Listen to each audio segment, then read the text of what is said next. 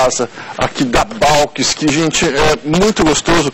Tem produtos de primeira qualidade. Ontem mesmo comprei no Pão de Açúcar o meu creme de ricota e a patroa encomendou também o queijo tipo cottage. Estava toda feliz que vai começar o regime. Olha, esta é a semana da volta às aulas e começa aquela correria, né? Sabe o que você pode ter de ajuda aí na sua casa? Você pode ter os queijos Balk's.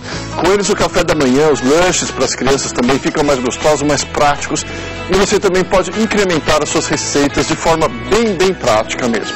Você pode, por exemplo, misturar um pouco de nata da Balk's naquele caldo com cebola que você faz, que fica muito gostoso. Você frita o bife, depois você corta as rodelas de cebola, aí você põe a nata Balk's ali, fica aquele meio fundinho do bife com a cebola. Olha, fica maravilhoso, viu? E lá no site da Balk's você encontra várias receitas, inclusive receitas vegetarianas. Usando cottage, creme de ricota, mascarpone, nata e muitos outros, você vai ficar muito feliz usando os produtos da Balk's e vai ficar um consumidor fiel, assim como eu, viu?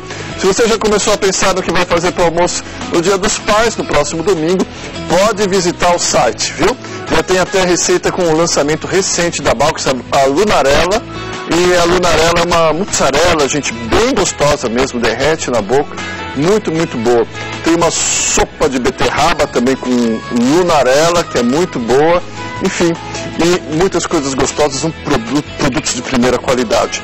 E acompanhe a travessia das atletas que vão atravessar o Canal da Mancha sobre o patrocínio da Balk's, tá bom? Visite o site e saiba mais, tá legal? Balk's, sabor e qualidade no seu dia a dia, gente, produto excelente, viu? Vamos aqui continuar com a nossa receita.